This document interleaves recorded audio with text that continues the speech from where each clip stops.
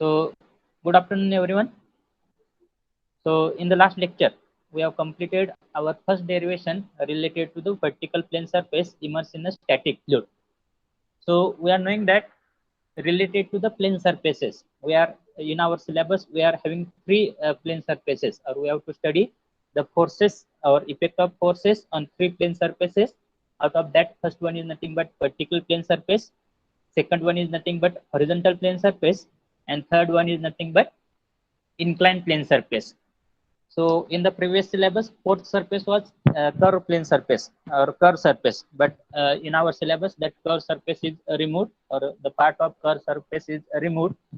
So as in the last lecture, we have completed our first derivation related to finding out total pressure force and position of center of pressure on a vertical plane surface. So in the similar way, we are going to cover the second derivation related to the finding out total pressure force and position of center of pressure on a vertical plane, on the horizontal plane surface. Now, we are going to consider the same arbitrary shape body. We are going to consider same arbitrary shape body.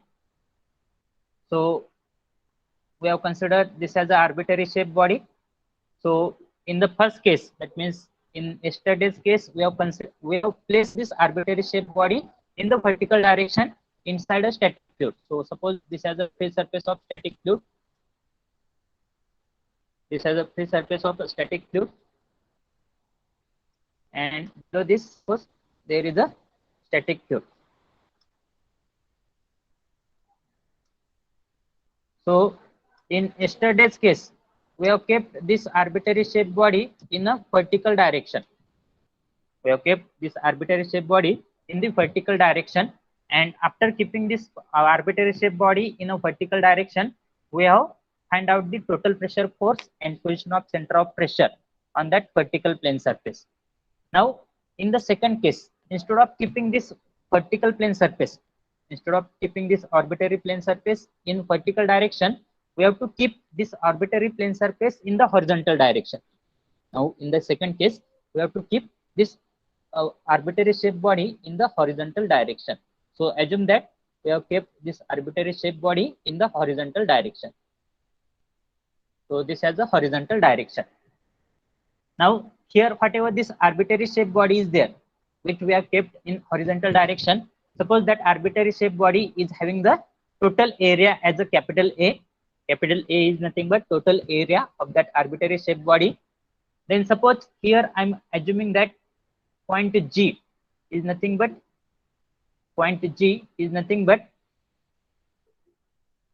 sorry. So point G is nothing but center of gravity. Center of gravity is nothing but point through which whole weight of that body is acting. And suppose one more point is there, that is called as a point P. Point P is called as a position. Point P is called as a center of pressure. That means the point through which total weight of body. The point through which total force acting on that body is passing. That will be called as a center of pressure. So this was related to the vertical plane surface. Now, when we are keeping this body horizontally inside a static fluid, then same body will have the area as a capital A. Same body will have the area as a capital A. So whatever point G will be there, that point G will be situated somewhere here. Point G will be situated somewhere here. We are not knowing the exact position. Point P will be situated somewhere here. त्यावेळेस आपण ती body horizontally place करतोय. ज्यावेळेस ती body आपण horizontally place करतोय त्यावेळेस point जी आणि पॉईंट पी ह्याचं जे व्हर्टिकल डिस्टन्स असणार आहे from free surface of liquid that will be same, because here we have kept that body in a horizontal direction. त्या ठिकाणी आपण ही जी बॉडी आहे ती बॉडी आपण कशी ठेवलेली आहे, हॉरिझॉन्टल डायरेक्शनला पुटअप केलेली आहे. त्यामुळे each and every point of this body will have the same distance from the free surface of the liquid. Will have the same distance from the free surface of the liquid. जर मी हा point जर G point म्हणत असेल आणि हा point जर P point म्हणत असेल तर ह्या ठिकाणी काय होणार आहे, त्या बॉडीवरचा कोणताही पार्टिकल किंवा कोणताही पॉइंट कन्सिडर केला तर तो पॉइंट काय असणार आहे, सेम डिस्टन्स वरती असणार आहे. कुठून? From free surface of the liquid पासून असणार आहे. त्यासाठी आपण काय म्हणतोय, एच बार आणि एच स्टार या दोन टर्म आपल्याला माहित आहेत. H bar is nothing but vertical distance from centre of gravity to the free surface of liquid. म्हणजे ह्या ठिकाणी एच बारची व्हॅल्यू कोणती येणार आहे? एच बारची व्हॅल्यू कोणती येणार आहे? ही जी आहे ती म्हणजे काय येणार आहे तुमची? एच बारची व्हॅल्यू येणार आहे. This is nothing but H bar. H bar is nothing but vertical distance from centre of gravity up to the free surface of liquid. So this will be called as H bar. आणि H star म्हणजे काय असतं? H star म्हणजे काय असतं? Vertical distance from centre of pressure up to the free surface of liquid. त्याला आपण काय म्हणत असतो? एच स्टार म्हणत असतो. So here in this case, in second case, value of h bar is equal to h star. Value of h bar is equal to h star, which is equal to h also. कारण की त्या ठिकाणी ज्या काही number of strip आपण consider करणार आहे त्या नंबर ऑफ स्ट्रीप कशा असणार आहेत? ऍट दी सेम हाईट वरती असणार आहे from the free surface of the liquid. So here in this case value of h is equal to h bar, which is equal to h bar, sorry, which is equal to h star. हे assumption होत आहे का सगळ्यांना? Assumption clear होते? त्या ठिकाणी काय आहे, जी काय आपली आर्बिटरी शेप बॉडी आहे ही आर्बिटरी शेप बॉडी आपण कशी प्लेस केलेली आहे? हॉरिझॉन्टली प्लेस केलेली आहे. हॉरिझॉन्टली प्लेस केल्यामुळं हॉरिझॉन्टली ती body arbitrary shape body horizontally place केल्यामुळं काय झालेलं आहे? त्या बॉडीचा प्रत्येक पॉइंट जो आहे तो फ्री सरफेस पासून सेम डिस्टन्स वरती. त्या आर्बिटरी शेप बॉडीचा प्रत्येक पॉइंट जो आहे तो फ्री सरफेस पासून सेम डिस्टन्स वरती. त्यासाठी पॉइंट जी असू द्या किंवा पॉइंट पी असू द्या किंवा कोणतीही स्ट्रीप कन्सिडर करा तुम्ही ह्या ठिकाणी. जरी तुम्ही ह्या ठिकाणी नंबर ऑफ स्ट्रीप कन्सिडर करत असतात तरी पण कोणत्याही स्ट्रीपचं हॉरिझॉन्टल डिस्टन्स पासूनचं किंवा फ्री सरफेस पासूनचं व्हर्टिकल डिस्टन्स जे असणार आहे ते काय असणार आहे? सेम असणार आहे. That is nothing but h is equal to H bar is equal to H star. इथपर्यंत समजलं का सगळ्यांना? इथपर्यंत कुणाला काय अडचण आहे का? आवाज येतोय माझा? काहीतरी बोला. ओके, इथपर्यंत समजलंय सगळ्यांना? Understood. Okay, so now here I have to find out the total pressure force and position of center of pressure. I have to find out the total pressure force and position of center of pressure. आता ह्या ठिकाणी total pressure force जर calculate करायचं असेल, त्या ठिकाणी जर मला total pressure force F calculate करायचा असेल तर एफ कॅल्क्युलेट करण्यासाठी आपण काय केलं होतं? व्हर्टिकल प्लेन सरफेस मध्ये एफ कॅल्क्युलेट करण्यासाठी आपण व्हर्टिकल प्लेन सरफेस मध्ये काय केलं होतं? ती जी काय व्हर्टिकल बॉडी होती त्या व्हर्टिकल बॉडीचं काय केलं होतं? नंबर ऑफ स्मॉल स्ट्रीप मध्ये कन्वर्जन केलं होतं आणि त्यापैकी कोणती तरी एक स्ट्रीप कन्सिडर केली होती. बरोबर आहे? त्या व्हर्टिकल प्लेन सरफेसचं काय केलं होतं? नंबर ऑफ स्मॉल स्ट्रीप मध्ये कन्वर्जन केलं होतं आणि त्यापैकी कोणती तरी एक स्ट्रीप कन्सिडर करून त्या स्ट्रीपवरती ऍक्ट होणारा फोर्स कॅल्क्युलेट केला होता. पण कशासाठी त्या पद्धतीने गेलो होतो? कारण की त्या केसमध्ये काय होतं? प्रत्येक पॉइंट जो होता तुमचा त्या बॉडीचा प्रत्येक पॉइंट जो होता तो from free surface of liquid पासून त्याचं जे डिस्टन्स होतं ते काय होत होतं? कॅरी होत होतं. म्हणजे पहिल्या स्टेपचं डिस्टन्स एच एवढं होतं, दुसऱ्या स्ट्रीपसाठीचं डिस्टन्स एच एवढं येत होतं, तिसऱ्या स्ट्रीपसाठीचं एवढं येत होतं, चौथ्या स्ट्रीपसाठी वाढतच होतं. असं प्रत्येक स्ट्रीपसाठी काय होत होतं? Vertical distance from free surface काय होत होता? इन्क्रीज होत होता किंवा व्हॅरिएशन होत होतं. पण ह्या ठिकाणी जर बघितलं तर हे जे आहे त्या ठिकाणी ज्या काही नंबर ऑफ स्ट्रीप असणार आहेत त्या ठिकाणी ही पहिली नंबर ऑफ स्ट्रीप ही फर्स्ट स्ट्रीप असणार आहे, ही सेकंड स्ट्रीप असणार आहे, ही थर्ड स्ट्रीप असणार आहे आणि ही लास्ट स्ट्रीप असणार. आणि ह्या सगळ्या ज्या स्ट्रीप आहेत ह्या स्ट्रीप कशा आहेत? ऑन द सरफेस वरती म्हणजेच काय असणार आहे? त्या ठिकाणी व्हर्टिकल डिस्टन्स जे असणार आहे vertical distance from free surface काय असणार आहे? सेम असणार आहे. समजतंय सगळ्यांना इथपर्यंत? समजतंय का? येस और no? Okay, now here to find out the value of force, we are knowing the formula for force. Force is nothing but pressure into area. आता ह्या व्हर्टिकल प्लेन सरफेस मध्ये काय होत होतं? प्रत्येक स्ट्रीपचं डिस्टन्स फ्रॉम फ्री सरफेस काय होत होतं? व्हॅरी होत होतं. त्यामुळे ह्या ठिकाणी डायरेक्टली पी ची value is equal to rho G h आपण घेऊ शकतो नाही. P is equal to rho G h घेऊ शकतो कारण की पहिल्या स्ट्रिपसाठी एच वेगळा होता, दुसऱ्या स्ट्रिपसाठी वेगळा होता, तिसऱ्या स्ट्रिपसाठी वेगळा होता, नेक्स्ट स्ट्रिपसाठी एच ची व्हॅल्यू वेगळी होती. त्यासाठी आपण काय केलं होतं, कोणती तरी एक स्ट्रिप कन्सिडर केली होती आणि त्यावरून आपण काय कॅल्क्युलेट केला होता, डीएफ कॅल्क्युलेट केला होता. म्हणजे त्या एका स्ट्रिपवरती ऍक्ट होणारा फोर्स कॅल्क्युलेट केला होता. पण त्या पद्धतीने ह्या ठिकाणी जायची गरज नाही, कारण की ह्या ठिकाणी ज्या काही नंबर ऑफ स्ट्रिप आहेत, जेवढ्या काही नंबर ऑफ स्ट्रिप आहेत त्या काय आहेत, सेम हाईट वरती किंवा सेम डिस्टन्स वरती from free surface of liquid. म्हणजे प्रत्येक स्ट्रिपचं फ्री सरफेस ऑफ लिक्विड पासूनच हाईट जी आहे ती काय सेम आहे.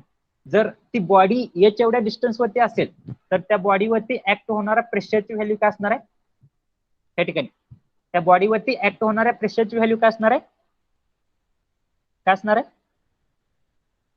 According to hydrostatic law P is equal to rho G h. म्हणजे ह्या ठिकाणी एंटायर बॉडीचं vertical distance from free surface of liquid काय आहे, सेम आहे.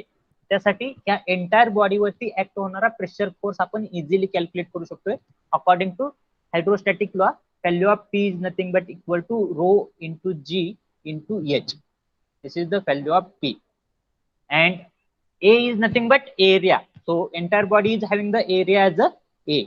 So here only within two steps you will get the final derivation. So F is nothing but equal to rho G H into A. Rho G H into A. आपलं पहिलं derivation जे होतं vertical plane surface मध्ये, त्या केसमध्ये आपला F ची value काय आली होती, त्या केसमध्ये एफ ची व्हॅल्यू काय आली होती आपली, F is equal to rho G H bar into A आली होती. त्या ठिकाणी काय आली आपल्याला, rho G H into A. पण ह्या ठिकाणी जर बघितलं तुम्ही, एच म्हणजेच काय आहे, एच बार आहे, म्हणजेच काय एच स्टार आहे. So here that is nothing but equal to rho G H bar into A, because h is nothing but equal to H bar which is nothing but equal to h star. So rho g h bar into a, or you can write this as a rho g h star into a. Rho g h star into a. Rho g h star into a. So this is the value of, or this is the calculation of total pressure force acting on a, this is the value of total pressure force acting on a horizontal plane surface.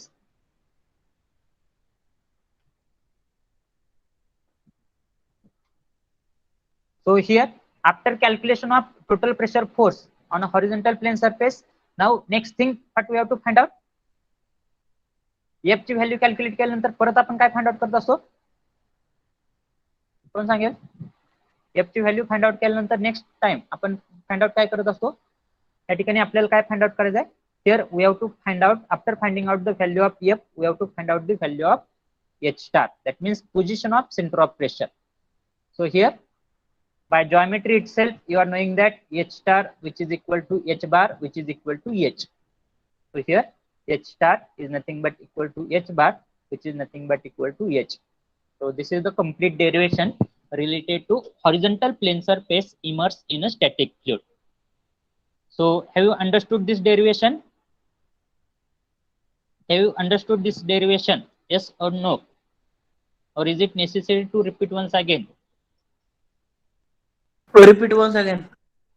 You required to repeat once again. Okay. What about remaining student? Yes, sir. Repeat. Repeat. What about still there are 38 students? So in the chat box you can write down your what we required to do. Repeat We are going to repeat. Okay. So we'll repeat once again. Yes sir. Okay. तर ह्या ठिकाणी काय consider करा, आपल्याकडे काय arbitrary shape body आहे असं consider करा. आता आर्बिटरी शेप बॉडी म्हणण्यापेक्षा तुमचा हाताचा पंजा कन्सिडर करा. लक्ष द्या, प्रत्येकाने हाताचा पंजा घ्या. पहिल्या केसमध्ये आपण तो जी बॉडी होती, म्हणजे आता ह्या केसमध्ये आपण काय कन्सिडर करतोय, तुमचा हाताचा पंजा जो आहे त्या शेपची आपली बॉडी आहे. तर ती पहिल्या केसमध्ये आपण कशी प्लेस केली होती, व्हर्टिकली प्लेस केली होती, बरोबर आहे. व्हर्टिकल प्लेस केली होती म्हणजे आता वरती कोणता तरी एक रेफरन्स पॉईंट कन्सिडर करा, तुमच्या बोटाच्या वरती कोणता तरी एक रेफरन्स लाईन कन्सिडर करा. त्या रेफरन्स लाईन पासून तुमच्या त्या हाताच्या पंजाचा प्रत्येक पॉईंटचं जे डिस्टन्स आहे ते काय होते, व्हॅरी होते. तळ हाताचं होतंय का? म्हणजे त्या ठिकाणी एच ची व्हॅल्यू काय होत होती? एच ची व्हॅल्यू काय होत होती? कॅरी होत होती. आता तोच हाताचा पंजा काय करा तुम्ही? आडवा करा. तोच हाताचा पंजा काय करा तुम्ही? आडवा करा. केला? आता सेम हॉरिझॉन्टल लाईन कन्सिडर करा, रेफरन्स लाईन. आता त्या रेफरन्स लाईन पासून तुमचा हाताचा पंजा जो आहे त्या प्रत्येक हाताच्या पंजावरचा प्रत्येक पॉईंट सरफेसवरचा आणि ती रेफरन्स लाईन, त्या दोन्हीच्या मधलं डिस्टन्स काय? सेम डिस्टन्स आहे. सेम डिस्टन्स आहे ना? म्हणजे ती ऑर्बिटरी शेप बॉडी आपण ज्यावेळेस हॉरिझॉन्टली प्लेस करतोय, आता ह्या ठिकाणी आपण ही आर्बिटरी शेप बॉडी कन्सिडर करतोय. ही जी आहे ती आर्बिटरी शेप बॉडी आहे, पण ही आर्बिटरी शेप बॉडी प्लेस करताना आपण कशी प्लेस केलेले?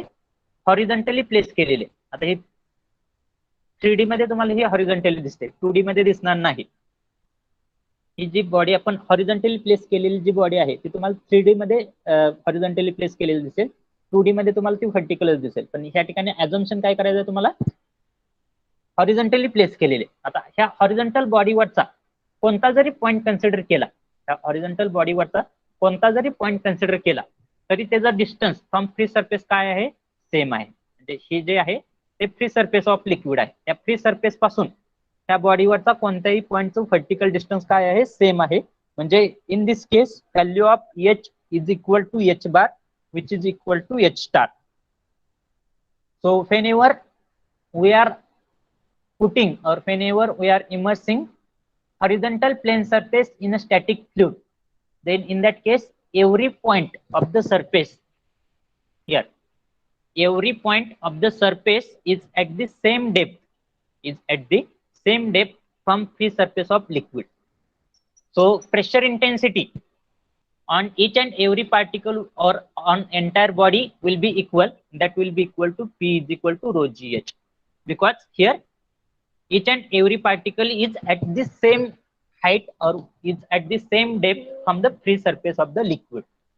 So here, as you are knowing the value of pressure intensity acting on the entire body, which is nothing but P is equal to rho gh. So easily you can find out the value of pressure force which is acting on the entire surface. So pressure force F will be given by equation pressure intensity into area. F will be given by equation pressure intensity into area, whereas pressure intensity as each and every point is at the same depth from the free surface of the liquid. That's why pressure intensity value will be same. That is nothing but rho gh, and area of that entire body is nothing but A. So here rho gh into A, but here h is nothing but equal to h म्हणजेच काय? h बार आहे. म्हणजेच काय? h star आहे. त्यापैकी h बार आणि h star काय आहेत? h बार म्हणजे काय असणार आहे तुमचा? h बार म्हणजे काय असणार आहे? Vertical distance from centre of gravity up to the free surface of liquid. h star म्हणजे काय असणार आहे? Vertical distance from centre of pressure up to the free surface of the liquid. So here, as you are getting the value of F as a rho gh into A, so h is nothing but equal to h star, or which is equal to h bar. So you can write as a F is nothing but equal to rho g A h bar. Are you getting? इथपर्यंत समजलं का आता? Omkar. Yes, sir. 59. Okay. Now after this we have to find out the value of h star. We have to find out the value of h star. पण body आपण कशी place केलेली आहे? Horizontally place केलेली आहे. त्यामुळे h स्टार ची value म्हणजेच काय असणार आहे? h बार ची व्हॅल्यू म्हणजेच काय असणार आहे? h ची व्हॅल्यू असणार आहे. So in this case value of h is equal to h bar which is equal to h star. So h is nothing but equal to h bar which is nothing but equal to h star. Force calculate केल्यानंतर आपण दुसऱ्या वेळेस काय calculate करत असतो? Position of centre of pressure find out करत असतो. म्हणजे एच स्टार ची व्हॅल्यू तुमच्या एच बार पेक्षा जास्त आहे की एच बार पेक्षा कमी आहे की एच बार एवढीच आहे ते फाइंड आउट करत असतो. पण ह्या ठिकाणी जॉमेट्रीज असे की हॉरिझॉन्टल प्लेन ची जॉमेट्री आपण हॉरिझॉन्टली प्लेस केल्यानंतर काय येणार आहे तुमची value? h is equal to h bar is equal to h star. So here there is no necessity to derive the derivation for calculation of h star. So this is related to our second derivation called as horizontal plane surface immersed in a static fluid. Have you understood? Write in the comment box. Everyone, please write in the comment box. Have you understood this derivation? Now, after this derivation, we have to proceed further for the next derivation. What about remaining student? Only 5 to 6 students are active student, or they are listening. What about remaining student? So the student, those who are going to write the comment, only for them I'm going to mark the attendance. So rest of the student will be considered as absent for this lecture.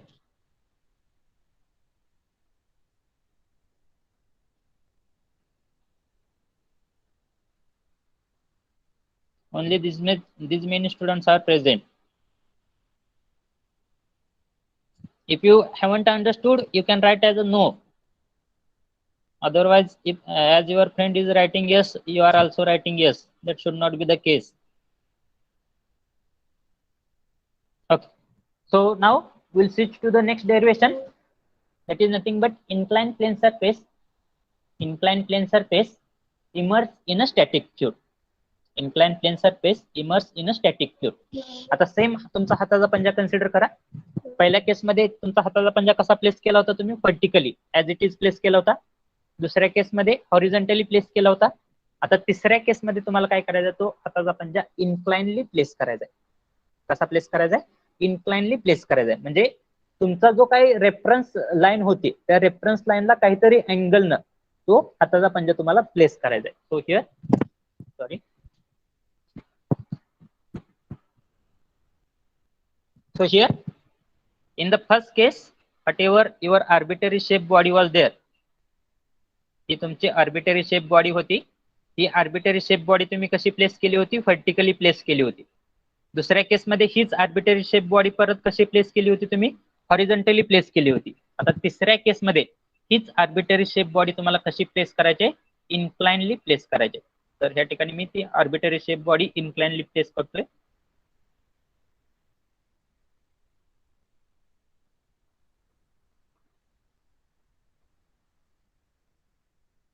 त्या ठिकाणी ही इन्क्लाइनली place केली. आणि suppose हा तुमचा काय free surface of liquid आहे. assume this as a straight line. Here I am unable to draw the straight line. So here inside this, assume that there is a liquid, static liquid. So suppose static liquid is available or stationary fluid is available.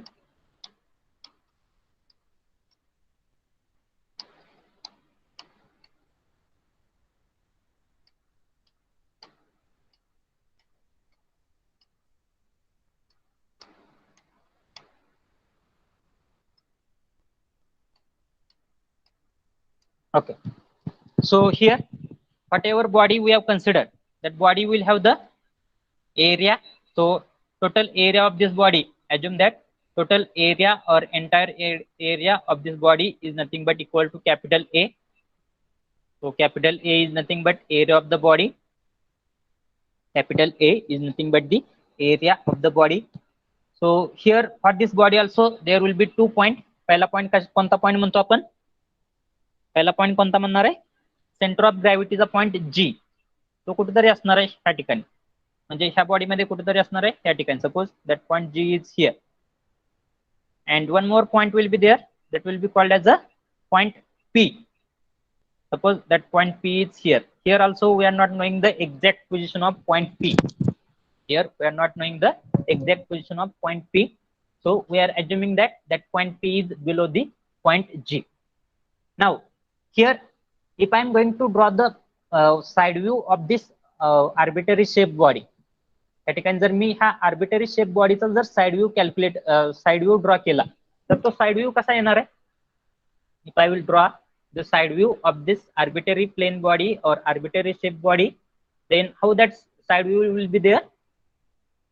So here the arbitrary shape body चा side view कसा येणार आहे? That will be only single line.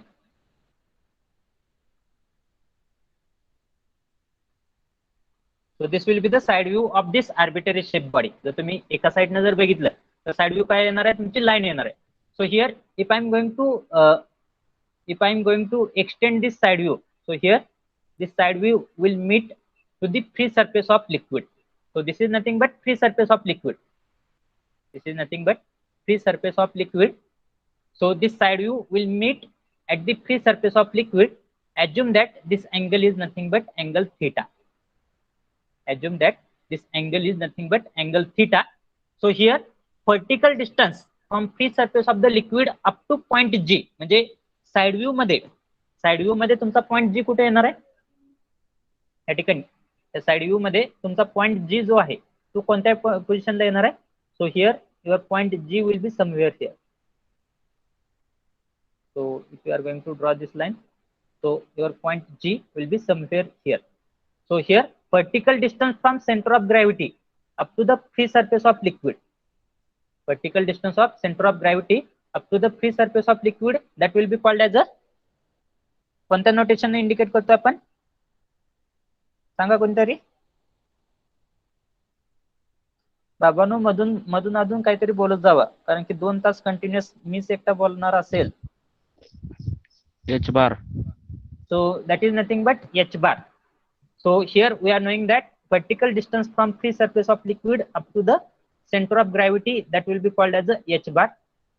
Now here if I will locate the point P on the side view or on the plan of that arbitrary shape body, so here this will be the position of point P on the side view.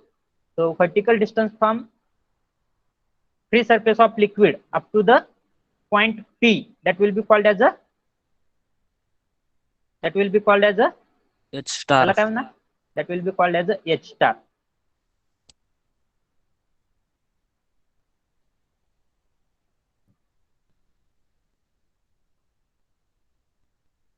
Now here आता आपल्याला incline plane सरफेसचं जर आपल्याला total pressure force जर calculate करायचं असेल, तर ह्या ठिकाणी इन्क्लाइन प्लेन सरफेसचं टोटल प्रेशर फोर्स कॅल्क्युलेट करण्यासाठी आपल्याला काय करावं लागणार आहे, ह्या इन्क्लाइन प्लेन सरफेसला वर्टिकल प्लेन सरफेस मध्ये आपल्याला कन्वर्ट करावं लागणार आहे. For that purpose we are going to assume, ह्या ठिकाणी जो काही साइड व्ह्यू होता त्या इन्क्लाइन प्लेन सरफेसचा, तो साइड व्ह्यू एक्सटेंड केल्यानंतर आपल्याला काय मिळालं, तो साइड व्ह्यू जो आहे तो at point O, that side view is meeting with the free surface of liquid, and that side view is making an angle theta. So here if I am going to do the geometrical arrangement, so I am going to do the geometrical arrangement in such a way that here from point O, if I am going to draw the line which will be perpendicular to the side view of that arbitrary shape body, then that perpendicular line will be likewise. Point O मधून जर मी perpendicular line जर draw केली, this is again a straight line. So suppose this has a line called as a O dash or line O. आता हा जो काही incline plain surface आहे किंवा ही जी काही आर्बिटरी शेप बॉडी आहे, ती आर्बिटरी शेप बॉडी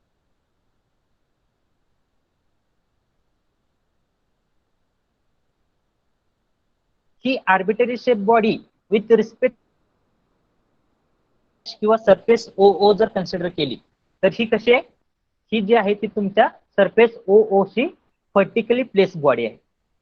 ह्या सरफेस ओ शी जर तुम्ही हे डिस्टन्स जर मेजर केलं, vertical distance, if you are going to measure vertical distance from surface O up to the centre of gravity G, then this will be called as a distance Y bar. हे जे distance आहे त्याला मी काय म्हणणार आहे, Y बार म्हणणार आहे.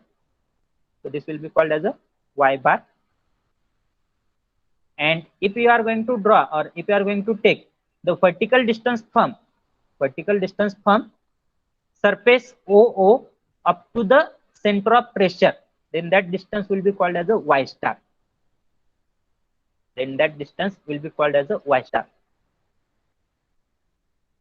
Up to here, have you understood? त्या पॉइंट पर्यंत सगळ्याला समजलं का? काय अडचण आहे का इथपर्यंत? हे डेरिवेशन मोठं आहे त्यामुळं स्टेप बाय स्टेप आपण जाणार आहे. तिथपर्यंत कोणाला काय अडचण आहे का? No, sir. ओके. सो नाव ही झाली तुमची जॉमेट्री. आता आपल्याला काय कॅल्क्युलेट करायचं आहे, त्या ठिकाणी आपल्याला काय कॅल्क्युलेट करावं लागणार आहे. Here in this case I have to find out the first thing total pressure force and second thing position of centre of pressure. त्यापैकी मी सुरुवातीला काय फाइंड आउट करणार आहे, टोटल प्रेशर फोर्स कॅल्क्युलेट करणार आहे. So if I want to calculate the total pressure force, त्या ठिकाणी जर मला टोटल प्रेशर फोर्स जर कॅल्क्युलेट करायचा असेल तर टोटल प्रेशर फोर्स कॅल्क्युलेट करण्यासाठी मला फॉर्म्युला कोणता माहित आहे, कोणत्या पद्धतीने कॅल्क्युलेट करू शकतो मी एफ ची व्हॅल्यू पी इंटू एरिया किंवा प्रेशर इंटेन्सिटी इंटू एरिया ह्या फॉर्म्युल्याने कॅल्क्युलेट करू शकतोय. पण त्या ठिकाणी जी काय प्रेशर इंटेन्सिटीची जी व्हॅल्यू असणार आहे ती प्रेशर इंटेन्सिटीची व्हॅल्यू कोणत्या फॉर्म्युल्याने मिळते मला, रो इंटू जी इंटू एच. त्यापैकी रो म्हणजे काय, हे जे काय फ्लुइड कन्सिडर केलेलं आहे. So density of that fluid is called as a rho. G is nothing but gravitational acceleration. But what about h, h म्हणजे काय असणार आहे, एच म्हणजे काय असणार आहे, त्या बॉडीचं vertical distance from free surface of the liquid असणार आहे. त्याला काय म्हणणार आहे मी, एच म्हणणार आहे. पण ह्या ठिकाणी जर तुम्ही बघितलं ही जी बॉडी आहे ती आपण कशी प्लेस केलेली आहे, इन्क्लाइनली प्लेस केलेली आहे. आणि ह्या बॉडीचं जर आपण फ्री सरफेस ऑफ लिक्विड पासून जर वर्टिकल डिस्टन्स जर कॅल्क्युलेट करायचं म्हणलं तर ह्या पॉईंटला वर्टिकल डिस्टन्स किती येणार आहे, म्हणजे हा पॉईंट कुठे येणार आहे, ह्या ठिकाणी. म्हणजे वर्टिकल डिस्टन्स केवढे येणार आहे, एवढे येणार आहे. जर मी हा पॉईंट कन्सिडर केला तर हा पॉईंट त्या ठिकाणी येणार आहे. वर्टिकल डिस्टन्स म्हणजे इथून इथपर्यंत येणार आहे. जर मी हा पॉईंट कन्सिडर केला तर हा पॉईंट तुमच्या साइड व्ह्यू वरती या ठिकाणी येणार आहे. तिथून इथपर्यंत डिस्टन्स म्हणजे तुमचं काय येणार आहे, एच येणार आहे. म्हणजे each and every point on this body is having the different value of h. Each and every point on this body is having the different value of h.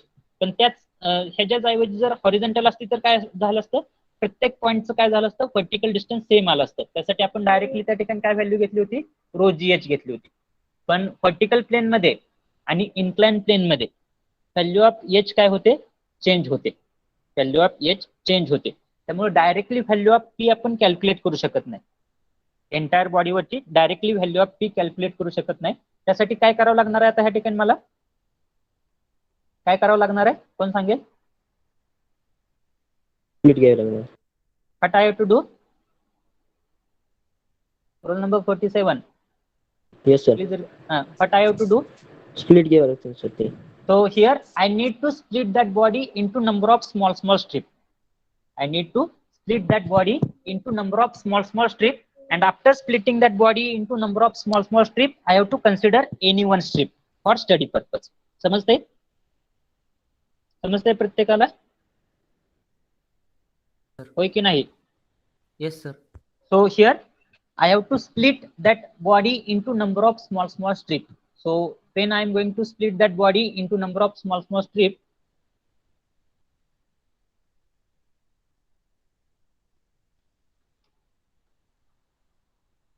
wait for 1 minute.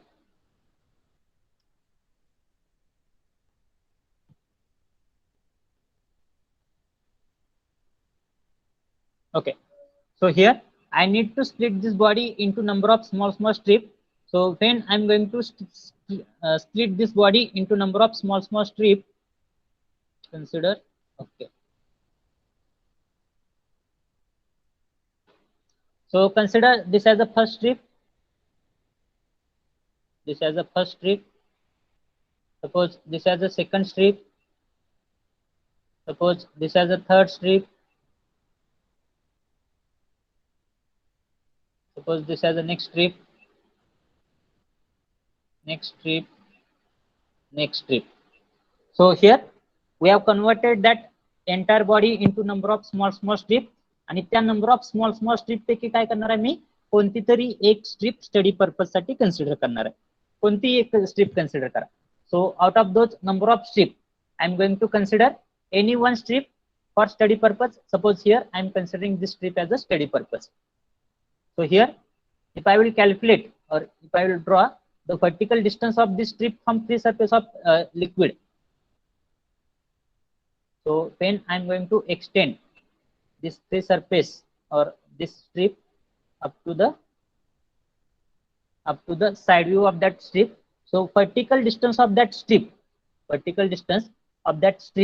from the free surface of liquid will have the distance equal to h. And here vertical distance of that singular strip from the surface O dash or surface OO will have the distance equal to suppose y. या ठिकाणी हे distance काय येईल y येणार आहे आणि हे vertical distance काय येणार आहे h येणार आहे. आणि जी काय सिंग्युलर स्ट्रिप आपण कन्सिडर केलेली आहे, suppose that singular strip is having the area as a DA. म्हणजे ह्या ठिकाणी प्रत्येक स्ट्रिपचं distance from free surface of liquid काय होतं, वेगवेगळं होतं. ह्या स्ट्रिपसाठी एच ची व्हॅल्यू एवढीच येणार होती, ह्या स्ट्रिपसाठी एच ची व्हॅल्यू वेगळी होती, ह्या स्ट्रिपसाठी एच ची व्हॅल्यू वेगळी होती, ह्या स्ट्रिपसाठी एच ची व्हॅल्यू वेगळी होती. त्यासाठी डायरेक्टली आपल्याला कॅल्क्युलेट करता आलं नाही एफ ची व्हॅल्यू, कारण की ह्या ठिकाणी एच ची व्हॅल्यू काय होते, चेंज होते. प्रत्येक स्ट्रिपसाठी एच ची व्हॅल्यू काय होते, चेंज होते. त्यासाठी आपण काय केलेलं आहे, नंबर ऑफ स्ट्रिप मध्ये कन्वर्जन केलेलं आहे. त्या नंबर ऑफ स्ट्रिप पैकी कोणती तरी एक स्ट्रिप कन्सिडर केलेली आहे. ही स्ट्रिप आता या ठिकाणी आपण कन्सिडर केलेली आहे, जी की एच एवढ्या डिस्टन्स वरती आहे. ही स्ट्रिप एच एवढ्या डिस्टन्स वरती आहे from free surface of liquid, आणि वाय एवढ्या डिस्टन्स वरती आहे फ्रॉम ओ डॅश पासून. आणि त्या स्ट्रिपचा एरिया जो आहे तो काय आहे, डीए एवढा एरिया आहे. तर आता ह्या सिंगल स्ट्रिपवरती ऍक्ट होणारा फोर्स, त्याची व्हॅल्यू काय असणार आहे, सिंगल स्ट्रिपवरती ऍक्ट होणाऱ्या फोर्सची व्हॅल्यू काय असणार आहे, त्या सिंगल स्ट्रिपवरती ऍक्ट होणाऱ्या प्रेशरची व्हॅल्यू इंटू सिंगल स्ट्रिपचा area. Now what is the value of pressure which is acting on that strip, single strip? What is the value of pressure? आता ती सिंगल स्ट्रिप किती डिस्टन्स वरती from free surface of liquid, सांगा लवकर, किती distance वरती? H. H एवढ्या distance वरती. म्हणून according to hydrostatic law, the pressure acting on that single strip will be given by equation rho gh. So single stripचा pressure, that is nothing but rho into g into h, into area of single strip. Single स्ट्रिपचा area काय येणार आहे, DA. Single स्ट्रिपचा area येणार आहे DA. Single स्ट्रिपचा area काय येणार आहे, डीए. आता हे काय झालं, डीएफ म्हणजे काय झालं, आता ह्या ठिकाणी डीएफ म्हणजे काय झालं, डीएफ म्हणजे काय, एका सिंगल स्ट्रिपवरती ऍक्ट होणाऱ्या प्रेशरची व्हॅल्यू, एका सिंगल स्ट्रिपवरती ऍक्ट होणाऱ्या फोर्सची व्हॅल्यू आहे. DF is nothing but that entire body is consisting of number of small strip, and each and every strip will have its own value of df. तर माझं final aim काय आहे, I have to find out the value of F. F is nothing but total force which is acting on an entire body, so how should I calculate the value of f? कशी calculate करणार आहे, कशी calculate करणार आहे F ची value आपण?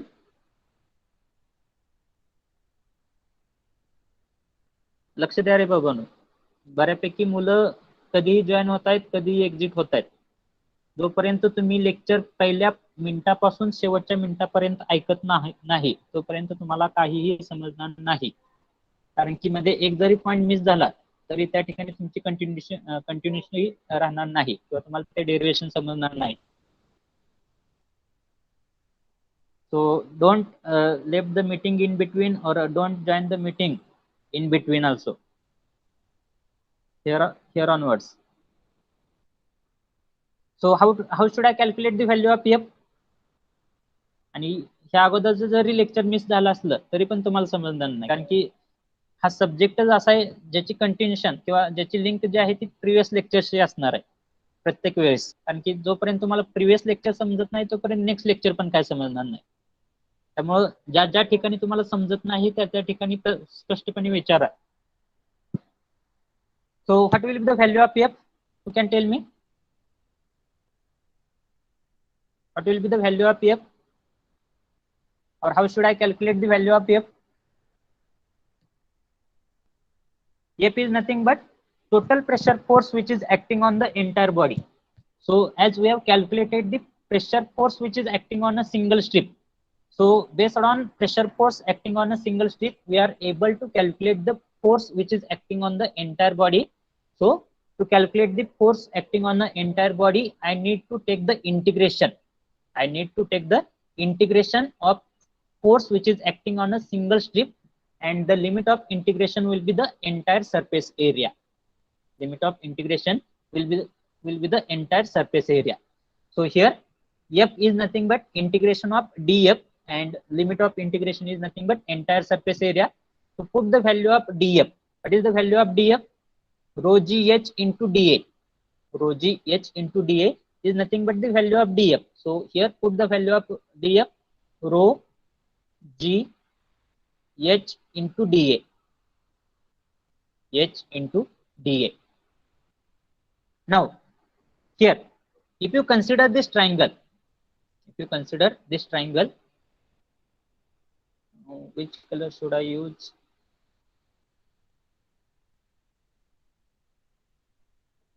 Okay, I will use this color.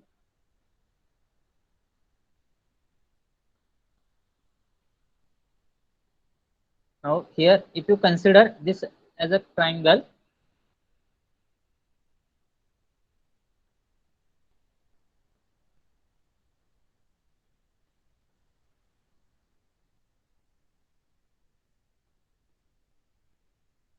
so here, if you are going to consider this as a triangle, so here in this triangle, you are observing that this vertical height is called as a h. This vertical height is nothing but h bar. This vertical height is nothing but h star.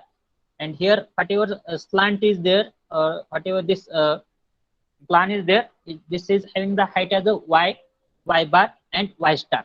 So here, if you are going to take the sine angle, जर तुम्ही हा triangle consider करत असाल तर ह्या triangle मध्ये sign angle जर घेत गेला तुम्ही तर ह्या ठिकाणी काय येणार आहे, sine theta is nothing but equal to, या केस मध्ये sine theta is nothing but equal to काय येणार आहे व्हॅल्यू साइन थिटाची. त्या पहिल्या केस मध्ये हा जर स्मॉल ट्रायंगल कन्सिडर केला तर साइन थिटा म्हणजे काय असणार आहे, opposite side that is nothing but H divided by adjacent side that is nothing but why. So H divided by Y, h divided by y which is equal to, जर next triangle consider केला हा triangle तर ह्या ठिकाणी vertical distance काय येणार आहे h बार आणि साइड ऍडजस्टंट साइड काय येणार आहे y bar. So h bar divided by y bar, h bar divided by y bar, sorry y bar. Similarly त्या ठिकाणी काय येणार आहे, लास्ट ट्रायंगल कन्सिडर केलं तर h star divided by y star येणार आहे, h star divided by y star, h star divided by y star येणार. आता तुमचं म्हणणं असेल की ह्या ठिकाणी सर आपण जसं व्हर्टिकल प्लेन सरफेस साठी आपण प्रोसीड केलं होतं त्याच टाइप मध्ये जर इन्क्लाइन प्लेन सरफेस साठी जर प्रोसीड केलं तर त्या ठिकाणी कसं होणार आहे, so that will be equal to vertical plane आणि इन्क्लाइन प्लेन साठी रो काय होता, कॉन्स्टंट होता, कारण की रो कशावरती डिपेंड आहे, त्या फ्लुइड वरती डिपेंड आहे. त्या जर आपण हे फ्लुइड चेंज केलं नाही तर रो ची व्हॅल्यू काय राहणार आहे, सेम राहणार आहे. G is also same, that is nothing but gravitational acceleration. Variable quantity कोणते आहे, एच आणि डीए, कारण की ह्या ठिकाणी प्रत्येक स्ट्रिप साठी जो व्हर्टिकल डिस्टन्स काय होते, चेंज होते आणि प्रत्येक स्ट्रिपचा एरिया जो आहे तो काय होतोय, चेंज होतोय. So h into d A, h into DA. So rho g integration of h into DA. आणि व्हर्टिकल प्लेन सरफेस मध्ये आपण integration of h d A, integration of h d A काय घेतलं होतं, इंटिग्रेशन ऑफ एच डीए काय घेतलं होतं आपण, that is nothing but the movement of surface area घेतला होता. मुवमेंट ऑफ सरफेस एरिया म्हणजे काय होतं, surface area into perpendicular distance होतं, surface area into perpendicular distance होतं. पण ह्या ठिकाणी हे जे काय व्हर्टिकल डिस्टन्स आहे ते व्हर्टिकल डिस्टन्स कशाशी आहे, तुमच्या साइड व्ह्यूशी आहे, सरफेस एरियाशी आहे का, हा तुमचा सरफेस एरिया. म्हणजे ह्या ठिकाणी जर तुम्हाला मुवमेंट ऑफ सरफेस एरिया जर घ्यायचा असेल, मुवमेंट ऑफ सरफेस एरिया जर घ्यायचा असेल तर तो moment of surface area with respect to कशाशी घ्यावे लागणार आहे, not with respect to free surface. You have to take that moment of surface area with respect to OO dash or with respect to OO. त्यामुळे ह्या ठिकाणी काय करावं लागणार आहे, तुम्हाला एच चं कन्वर्जन, या ठिकाणी एच चं conversion in terms of Y मध्ये कन्वर्जन करावं लागणार आहे. कारण की जर मोमेंट ऑफ सरफेस एरिया घ्यायचा असेल तर surface area into perpendicular distance घ्यावं लागणार आहे, आणि surface area into perpendicular distance कशाशी येणार आहे, इन टर्म्स ऑफ वाय मध्ये येणार आहे. So here you have to convert that h in terms of y. So from this equation you will get the value of h in terms of y. What will be the value of h in terms of y? या equation मधून h ची value काय मिळणार आहे तुम्हाला, instead of h what you can put, h च्या जागी काय पुट अप करू शकताय, लवकर सांगा, जॉमेट्री झालेली आहे तुम्हाला.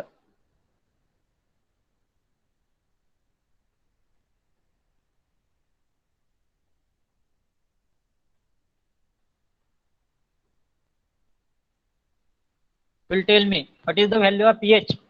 Sin theta म्हणजे काय, sin theta is equal to h by y. So what will be the value of h? अरे बाबा एवढं तरी येत असेल, sin theta is equal to h by y, त्यावरून h ची व्हॅल्यू काय असणार आहे,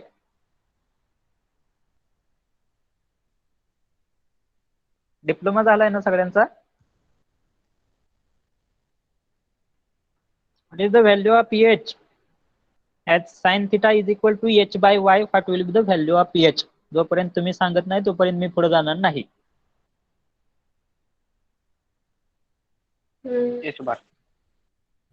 sin theta is equal to h divided by y. तर ह्या इक्वेशन मधून मला व्हॅल्यू ऑफ h पाहिजे.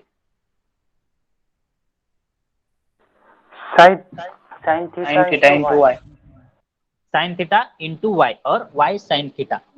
म्हणजे ह्या ठिकाणी मला कशाची व्हॅल्यू पुटअप करायला लागणार आहे, h ची व्हॅल्यू पुटअप करायला लागणार आहे इन टर्म्स ऑफ y. कशासाठी पुटअप करायचे समजतंय का, कशासाठी पुटअप करायचे, कारण की वर्टिकल प्लेन सरफेस मध्ये आपण ह्याच पद्धतीने सॉल्व्ह करत आलो होतो. वर्टिकल प्लेन सरफेस मध्ये आपल्याला हीच स्टेप भेटली होती, त्या ठिकाणी integration of h into DA आलं होतं, पण त्या ठिकाणी integration of h into DA आपण काय कन्सिडर केलं होतं, movement of surface area consider केला होता. आणि मुवमेंट ऑफ सरफेस एरिया म्हणजे काय असतो, area into vertical distance from centre of gravity up to the free surface of area असतो किंवा free surface of the liquid असतो. पण ह्या ठिकाणी integration of h into d A या ठिकाणी तुम्ही मोमेंट ऑफ सरफेस एरिया घेऊ शकत नाही का, कारण की एच हे जे डिस्टन्स आहे, एचचं जे डिस्टन्स आहे, एचचं डिस्टन्स म्हणजे काय, तुमचा तो पॉइंट किंवा ती स्ट्रीप त्याचा साइड व्ह्यूचं distance from free surface of liquid आहे. या ठिकाणी तुम्हाला काय पाहिजे, इन टर्म्स ऑफ वाय त्या व्हॅल्यू ऑफ एच पाहिजे. So here you are going to put the value of h as a y sin theta. So here rho into g into integration of, instead of h you can put the value as a y sin theta into dA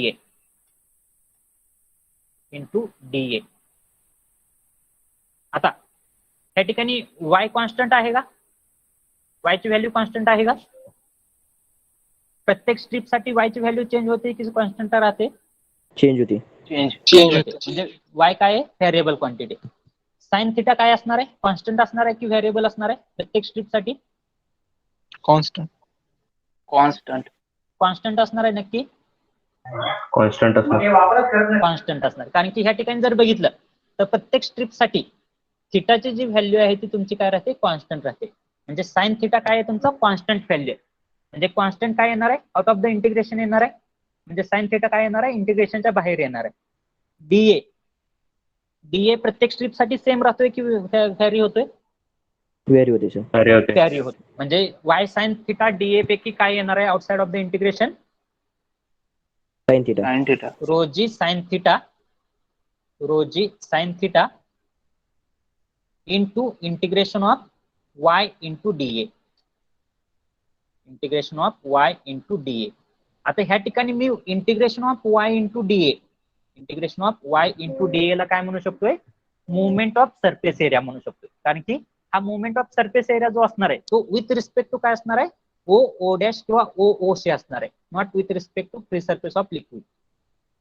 म्हणजे हा जो काय असणार आहे integration of y into D A that will be called as the moment of surface area. Moment म्हणजे काय असतो, surface area into perpendicular distance. हा झाला सरफेस एरिया, हा झाला सरफेस एरिया, आणि ह्याचा परपेंडिक्युलर डिस्टन्स म्हणजे काय झालं, हे झालं. म्हणजे ह्या ठिकाणी ह्याची जी व्हॅल्यू असणार आहे integration of y into D ए म्हणजेच काय असणार आहे, डी च होणार आहे ए, आणि इंटिग्रेशन ऑफ y म्हणजे काय असणार आहे, y बार म्हणजेच काय असणार आहे, व्हर्टिकल डिस्टन्स किंवा perpendicular distance from O O dash up to the centre of gravity. Centre of ग्रॅव्हिटीचा पॉईंट कोणता आहे, जी पॉईंट सेंटर ऑफ ग्रॅव्हिटीचा आहे त्याचं vertical distance from O O O dash किंवा ओ ओ म्हणजे हे परपेंडिक्युलर डिस्टन्स झालं, म्हणजे y डॅश इंटू ए येणार, y dash into a. So here integration of y dA, that is nothing but moment of surface area whose value will be y bar into a. So here I will get the value as a rho g sin theta, rho g sin theta into y bar into a, into y bar into a. इथपर्यंत समजलं सगळ्यांना, होय की नाही? Yes sir. Okay.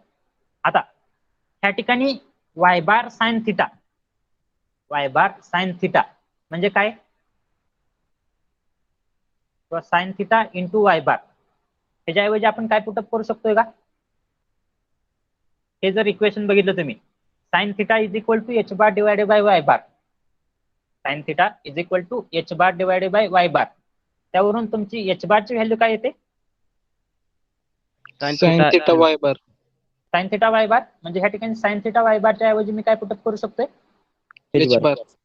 H बार put up करू शकतोय. That means here instead of sin theta y bar I can put the value as a h bar. So here rho g h bar into a,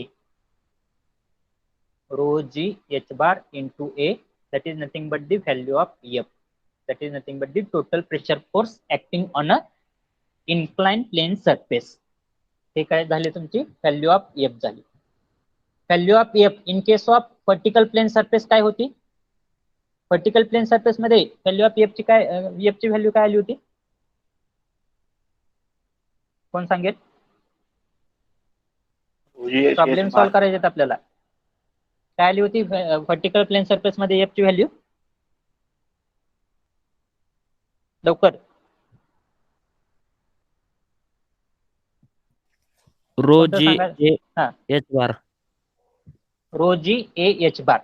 horizontal plane surface मध्ये F ची value काय आली होती, horizontal plane surface मध्ये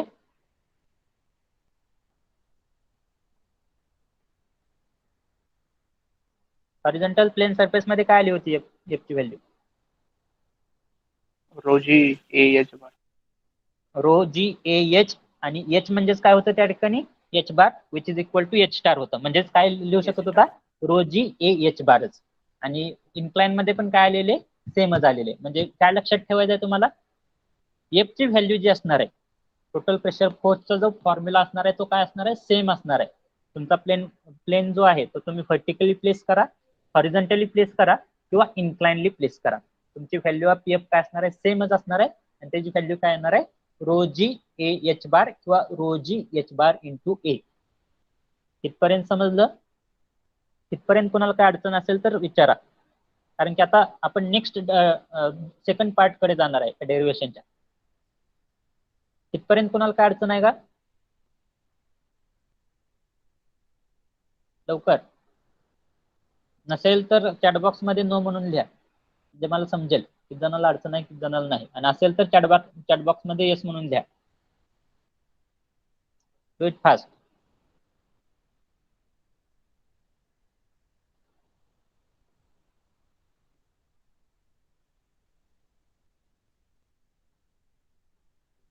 जर कोणाला काय problem असेल तर नेमकं कुठून समजणं आहे ते विचारा, किंवा काय समजणं आहे ते विचारा, मी सांगेल तुम्हाला.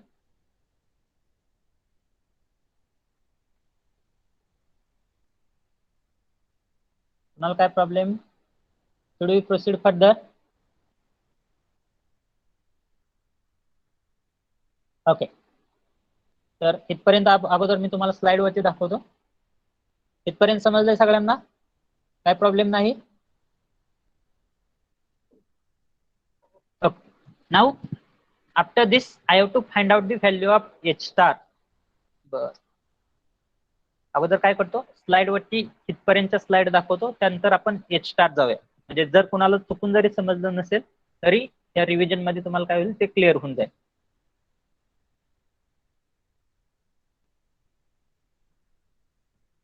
हा काय आपला इन्क्लाइन प्लेन सरफेस आहे. हा इन्क्लाइन प्लेन सरफेस आहे ज्याचा की एरिया ए आहे. रो म्हणजे काय, या फ्लुइडची डेन्सिटी आहे row.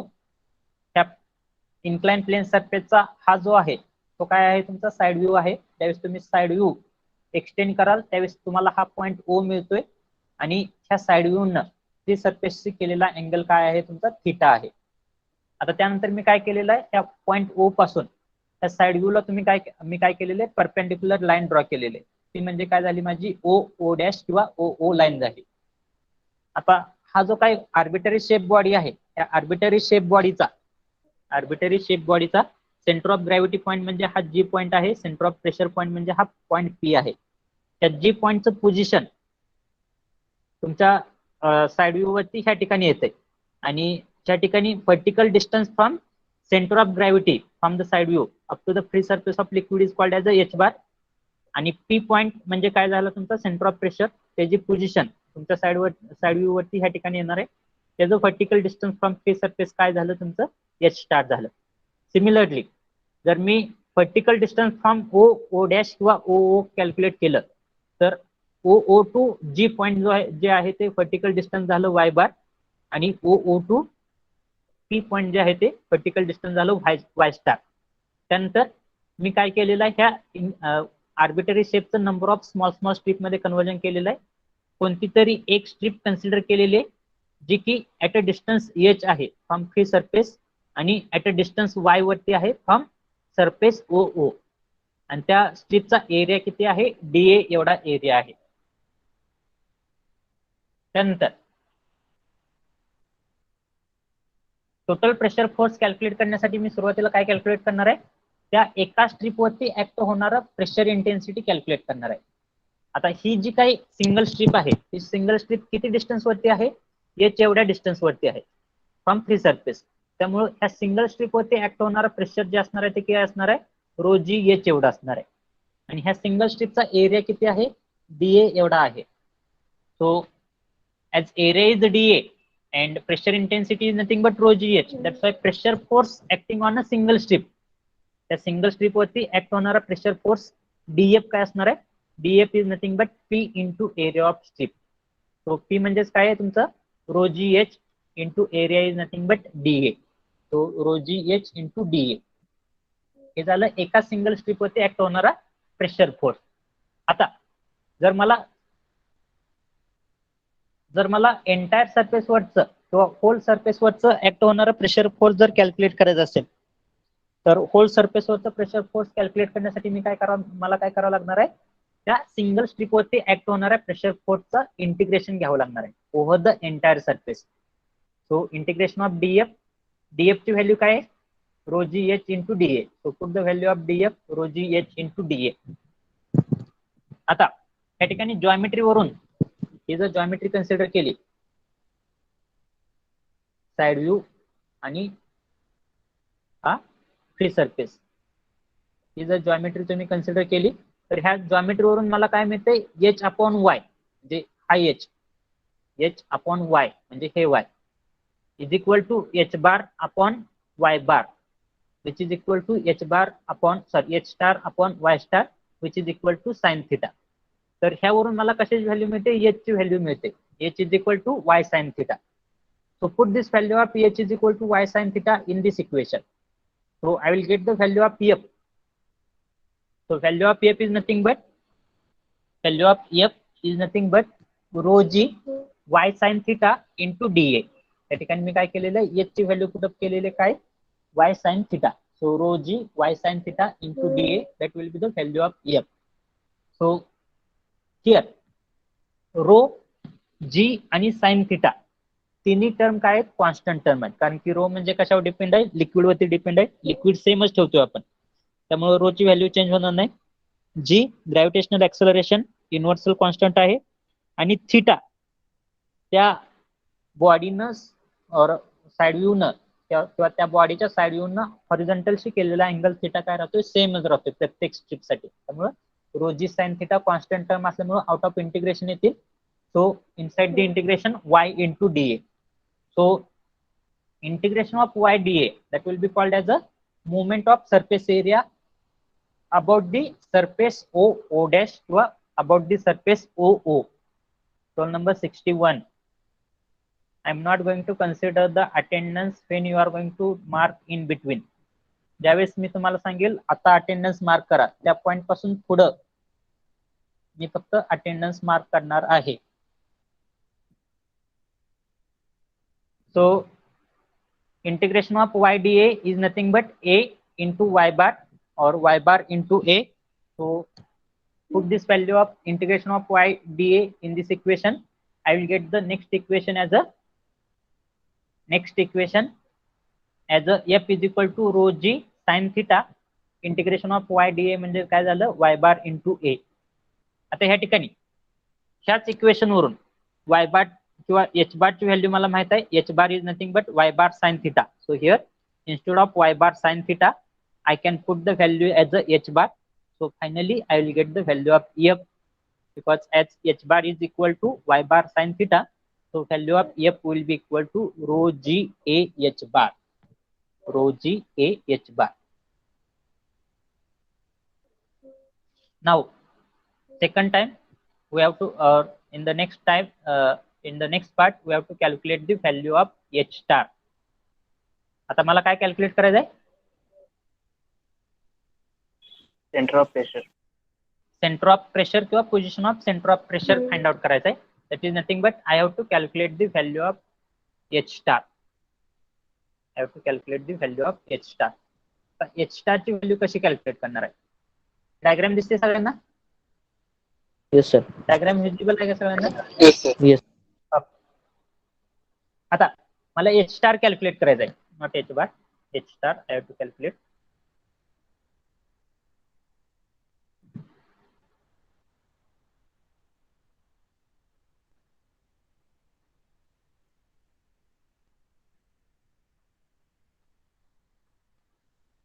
So how to calculate the value of H star? काय मेथड आपली H star कॅल्क्युलेट करायची?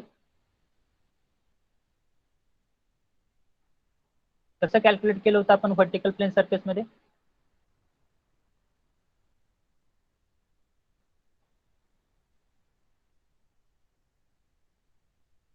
कसं कॅल्क्युलेट केलं होतं? H स्टार कॅल्क्युलेट करण्यासाठी कोणता लॉ वापरला होता आपण,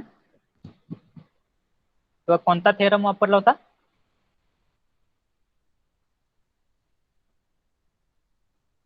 कोणता थेरम वापरला होता? आता ह्याच्या अगोदर आपण काय कॅल्क्युलेट केलेलं आहे, एफ कॅल्क्युलेट केलेलं आहे. एफ ची व्हॅल्यू काय आली आपली, रो जी ए एच बार आलेली आहे. एफ म्हणजे काय झालं, एफ ची व्हॅल्यू, एफ म्हणजे काय, total pressure force acting on the entire body. Total pressure force acting on the entire body, that value is nothing but rho g a h bar. आता ती जी काय rho g a h bar value जी आहे ती कुठे act होणार आहे, किंवा ती जर value of total pressure force जी व्हॅल्यू आहे ती कुठे ऍक्ट होणार आहे, that will act through the point P. That will act through the point P. तर पॉइंट P मधून ऍक्ट होणार आहे टोटल प्रेशर फोर्सची व्हॅल्यू, किंवा त्या ठिकाणी ऍक्ट होणार आहे त्या टोटल प्रेशर फोर्सची व्हॅल्यू.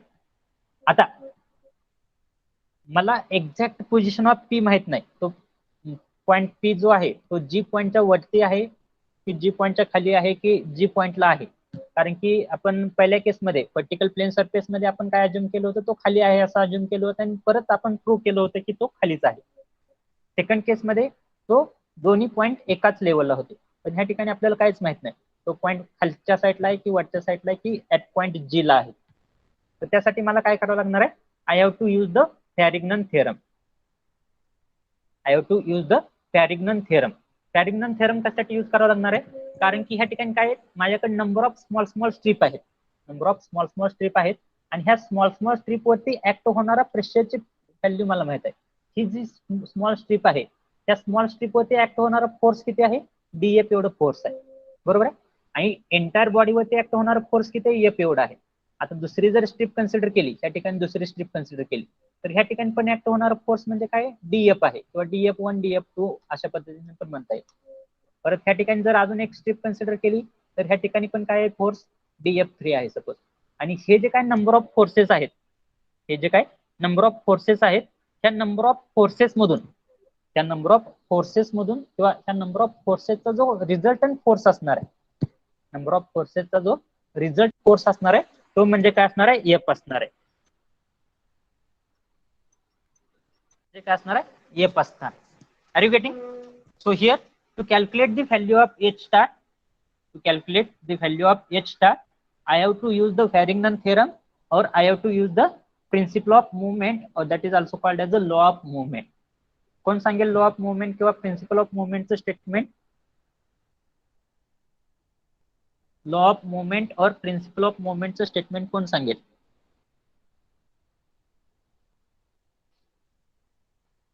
किंवा फॅरिग्नन थेरम कोण सांगेल? आपण यूज केलेला आहे तो, लवकर.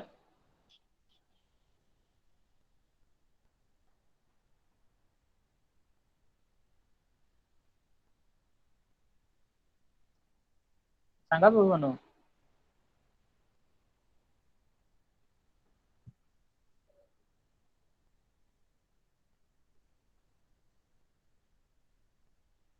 Do it fast.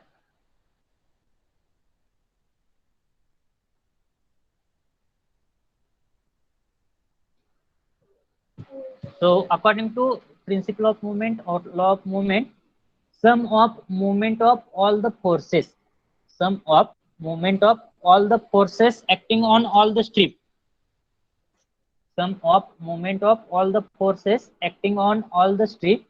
is equal to movement of their resultant force, about the same axis.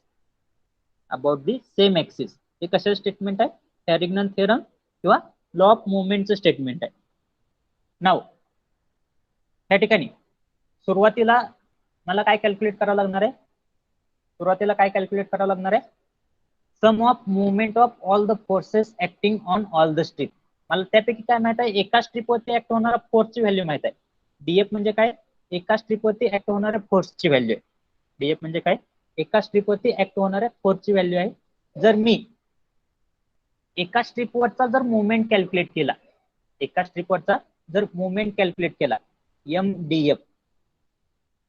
M into DF जर कॅल्क्युलेट केला, एम डीएफ म्हणजे काय, सिंगल स्ट्रीपवरचा मुवमेंट, सिंगल स्ट्रीपवरचा जो काय फोर्स ऍक्ट होणार आहे त्याचा movement.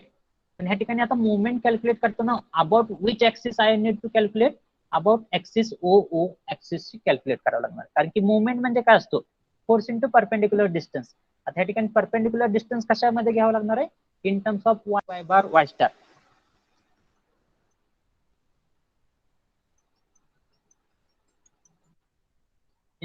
in terms of y star or y bar y star. So here how to calculate the value of movement of force df,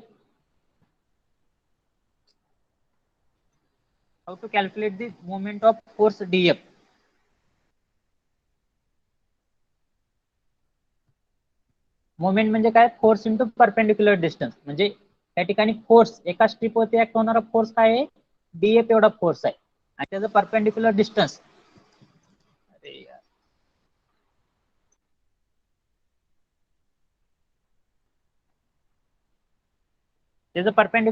म्हणजे काय येणार आहे ह्या ठिकाणी, y is nothing but the perpendicular distance. कारण की ह्या ठिकाणी ह्या स्ट्रीपचं परपेंडिक्युलर डिस्टन्स म्हणजे हे डिस्टन्स काय येणार आहे, परपेंडिक्युलर डिस्टन्स येणार आहे. So DF into Y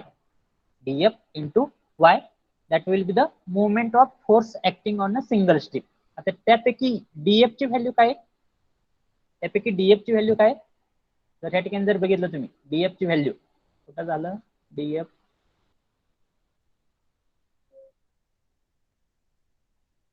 okay.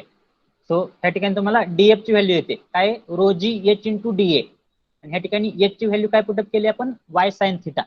तर डीएफ ची व्हॅल्यू काय येणार आहे, rho G Y sine theta into DA. Rho G Y sine theta into DA. So here put the value of DF. या ठिकाणी डीएफ ची व्हॅल्यू पुटअप करा, rho G Y sine theta, rho G Y sine theta into काय होतं, DA. Rho G Y sine theta into DA, बरोबर आहे का? Okay. Rho G Y sine theta into DA into Y, into Y. हे काय झालं तुमचं, movement of force acting on a singular strip. So movement of force acting on a singular strip can also be calculated. त्याचं जर rearrangement केली तर ह्या ठिकाणी काय येणार आहे, रो जी वाय आणि हा वाय आहे, Y into Y will be Y square. हा वाय एक आहे, हा एक आहे वाय आणि हा एक आहे. So Y into Y is nothing but why square sine theta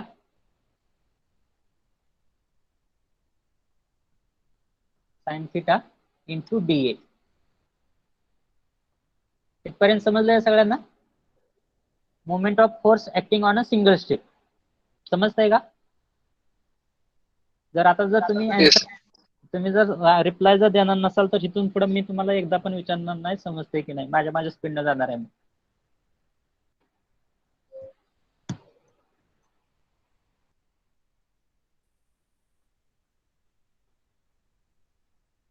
बाकीच्यांना समजतंय का? Yes, sir. Yes, sir. Yes, yes, sir. Yes, sir. काय अडचण कुणाला? No. No, no sir. Sir. No, sir. Okay.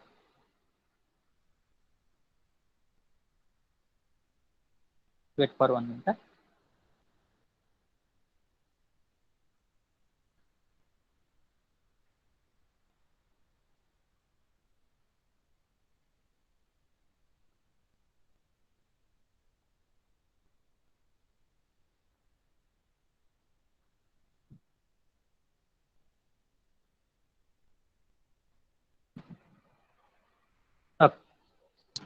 आता आपण काय कॅल्क्युलेट केलेलं आहे, एका सिंगल स्ट्रिप वरती ऍक्ट होणारा फोर्सचा मुवमेंट कॅल्क्युलेट केलेला आहे. पण ह्या बॉडीमध्ये काय आहेत, number of small small strip आहेत आणि ह्या number of small small strip वरती काय होत आहेत, नंबर ऑफ फोर्सेस ऍक्ट होत आहेत, नंबर ऑफ फोर्सेस ऍक्ट होत आहेत. त्यामुळे जर मला मुवमेंट जर कॅल्क्युलेट करायचं असेल, sum of movement of all the forces जर कॅल्क्युलेट करायचं असेल, sum of movement of all small forces acting on all the strip, sum of movement of all small forces acting on all the strip जर calculate करायचं असेल तर कसा calculate करणार आहे मी, कसा कॅल्क्युलेट करणार आहे, कसं कॅल्क्युलेट करणार आहे. Here I need to take the integration, I need to take the integration of movement of force acting on a single strip. I need to take the integration of movement of force acting on a single strip, and here whatever limit or limitations of that integration will be there, that will be the over the entire surface area, over entire surface area. So here sum of movement of all the forces acting on all the strip is nothing but integration of m into df. त्यापैकी m df काय आहे, m df ची value काय आहे आपली, rho G, rho into जी into Y square sine theta into DA into DA. आता next स्टेपला काय येणार आहे, नेक्स्ट स्टेपला काय येणार आहे, त्या ठिकाणी रो काय कॉन्स्टंट आहे कारण की फ्लुइड सेमच आहे, जी काय कॉन्स्टंट आहे कारण की ग्रॅव्हिटेशनल ऍक्सेलरेशनची व्हॅल्यू काय असते, सेमच असते. वाय प्रत्येक स्ट्रिप बरोबर वाय ची व्हॅल्यू काय होते, चेंज होते कारण की ह्या स्ट्रिपसाठी वाय ची व्हॅल्यू एवढी होती, ह्या स्ट्रिपसाठी वाय ची व्हॅल्यू एवढी झाली, ह्या स्ट्रिपसाठी वाय ची व्हॅल्यू चेंज झाली, ह्या स्ट्रिपसाठी वाय ची व्हॅल्यू चेंज झाली. वाय व्हेरिएबल आहे थिटा, प्रत्येक स्ट्रिपसाठी थिटा काय सेमच आहे, म्हणजे रो जी आणि साइन थिटा रो जी आणि साइन थिटा त्या व्हॅल्यू ज्या आहेत त्या काय आहेत, कॉन्स्टंट आहेत. आणि बाकीच्या ज्या व्हॅल्यू आहेत वाय स्क्वेअर आणि डीए त्यापैकी वाय प्रत्येक स्ट्रिपचं particle distance from O O dash किंवा ओ ओ काय होते, चेंज होते. तो वाय स्क्वेअर काय असणार आहे, व्हेरिएबल. डीए प्रत्येक स्ट्रिपचा एरिया पण काय होतोय, चेंज होतोय. त्यामुळं एरियाची पण व्हॅल्यू काय असणार आहे, variable. So Y square DA will be the variable quantity. समजतंय? So rho G sine theta integration of Y square DA. आता त्यापैकी integration of Y square DA जे आहे, integration of Y square DA जे आहे त्याला मी काय म्हणणार आहे, that is nothing but particle plane surface मध्ये काय आलं होतं आपल्याला, integration of H square DA आलं होतं. बरोबर आहे?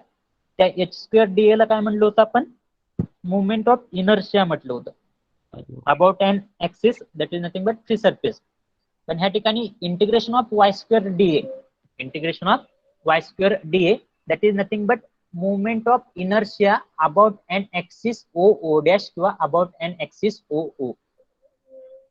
या ठिकाणी काय, integration of Y square DA is nothing but movement of inertia about an axis o o that will be denoted by letter I0. ते कशाने इंडिकेट करणार आहे आपण ते letter, that will be denoted by letter I0. समजतंय? इथपर्यंत समजतंय का? Yes, sir. Yes, sir. So here put Yes, this sir. value of integration of y square dA in this equation. So here I will get the value of integration of m df or moment of forces or sum of moment of forces acting on all the strip, that will be equal to rho g sin theta, rho g sin theta into integration of y square dA is nothing but I0. Consider this as a here. Consider this Farignon theorem is the equation number 1. Consider this as the equation number 2. आता आपण काय calculate केले, फॅरिग्नन theorem मधल्या फॅरिग्नन theorem नुसार आपल्याला काय माहित आहे, sum of moment of all forces about an axis is equal to moment of their resultant force about the same axis. त्यापैकी sum of moment of all forces calculate केलेले आहे. आता आपल्याला काय कॅल्क्युलेट करावं लागणार आहे, moment of resultant force calculate करावं लागणार आहे about the same axis O O dash किंवा about the same axis O O. आता ह्या ठिकाणी काय करायचं आहे मला,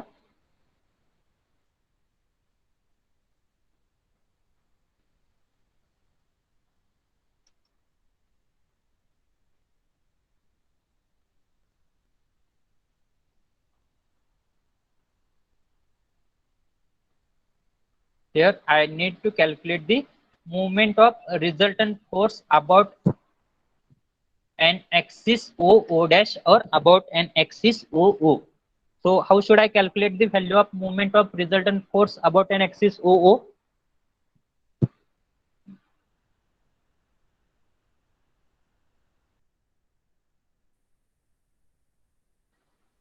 How should I calculate?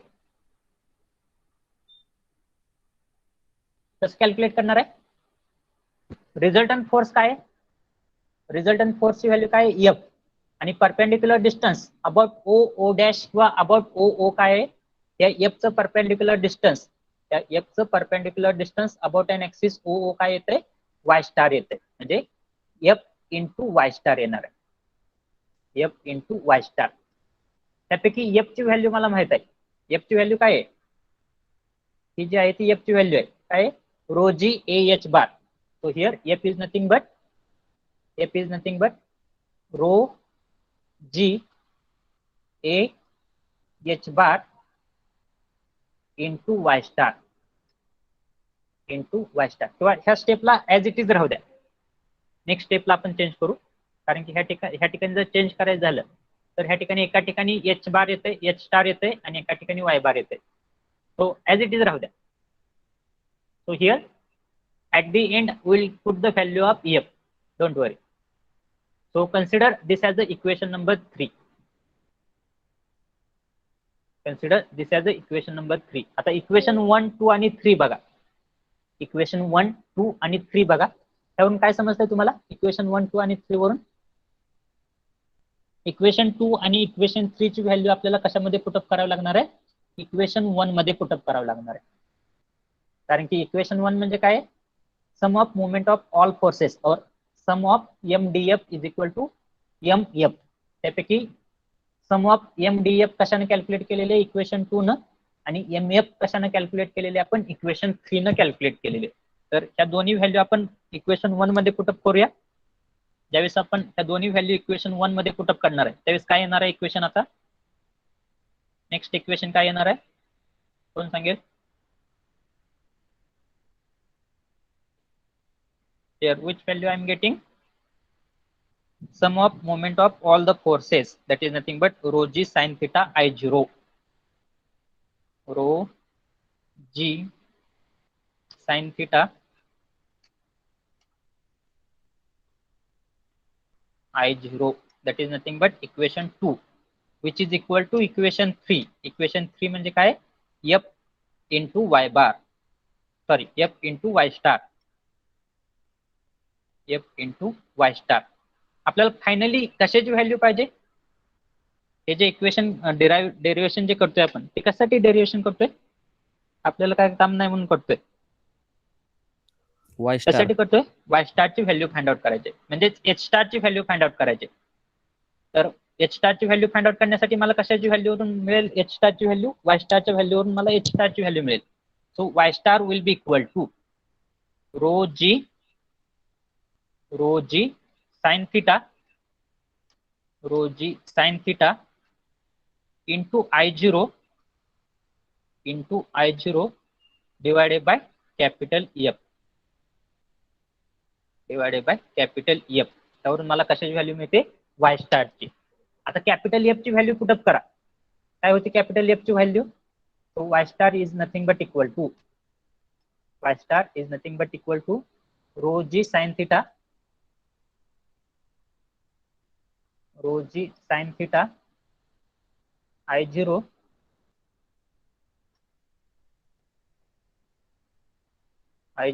Divided by capital F म्हणजे काय आपला?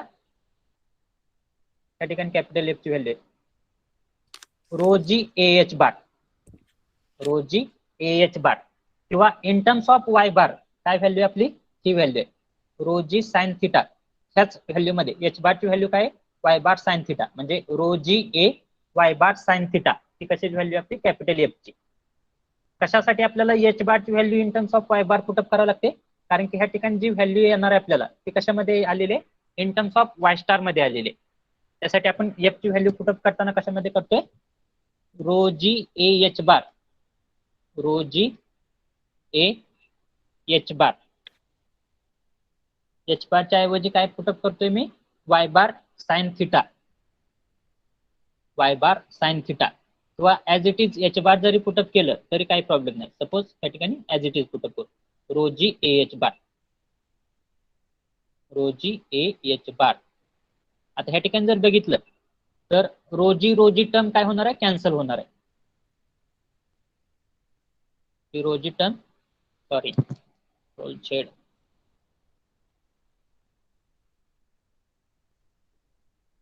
I'll change the color.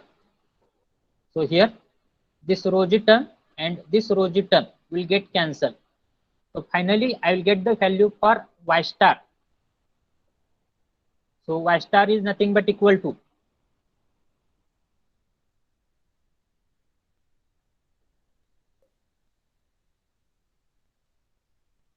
y star is nothing but equal to sin theta I0, sin theta I0 divided by AH bar, divided by AH bar. आता त्यापैकी I0 जर मी ह्या ठिकाणी parallel axis theorem वापरला, त्या ठिकाणी I0 म्हणजे काय? Moment of inertia about an axis passing through O dash, किंवा अबाउट एन ऍक्सिस ओ. तर ह्या ठिकाणी मी अजून एक ऍक्सिस ड्रॉ केला जो की ह्या ऍक्सिस ओ ला पॅरलल असेल आणि that axis will be passing to centre of gravity G. Then here that perpendicular distance will be called as a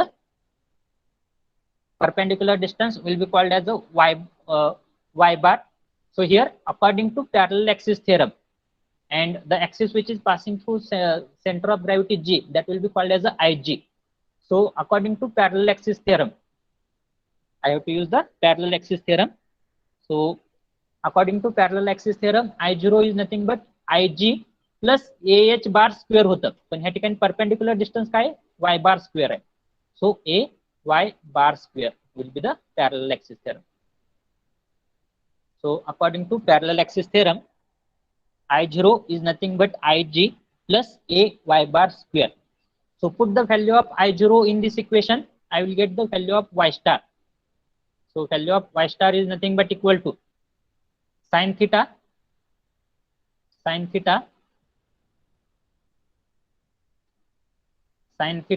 into I0 म्हणजे काय ig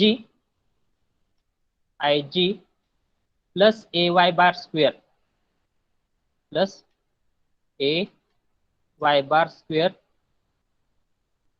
divided by ah bar. त्यापैकी h bar म्हणजे काय त्या ठिकाणी फॉर्म्युल्यामध्ये तुम्हाला h bar ची value काय मिळते. h bar is nothing but y bar sin theta. So here h bar is nothing but y bar sin theta.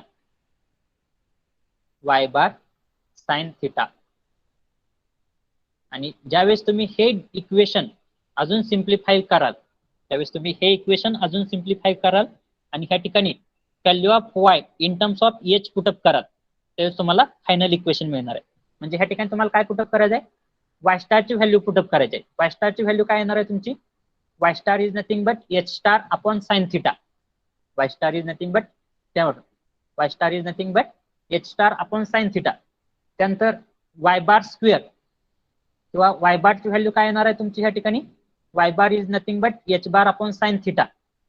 आणि ह्या ठिकाणी again y bar is nothing but h bar upon sin theta. ज्यावेळेस तुम्ही ह्या value put up कराल आणि ज्यावेळेस mathematical term किंवा मॅथमॅटिकल अरेंजमेंट करत जाल त्यावेळेस तुम्हाला finally value of h star मिळेल. and that value of h star you will get at the end. Are you getting? So that value of h star, how to calculate, that we will see on the next slide, because now this slide is completed one. So have you understood how to calculate the value of h star? Have you understood? Yes or no? Have you understood? Yes, okay. Yes, sir. Okay, no problem. Thank you. So we'll see this second part on the second part of derivation on the PPT. So to calculate the value of h star, we have to use the law of movement or Varignon theorem. So according to Varignon theorem, the sum of moment of all the forces acting on all the strip is equal to moment of their resultant force about the same axis. So first of all, we'll calculate the sum of moment of all the forces acting on all the strip. So first of all, the force which is acting on a single strip is nothing but rho gh into dA, which is nothing but rho g y sin theta into dA. त्यावरून moment, एका स्ट्रिपवरचा moment कसा calculate करणार आहे, df into Y perpendicular distance. त्यापैकी df ची value माहिती आहे आपल्याला rho g y sin theta into dA. ही df ची value perpendicular distance y. So that is nothing but rho g sin theta y square into dA.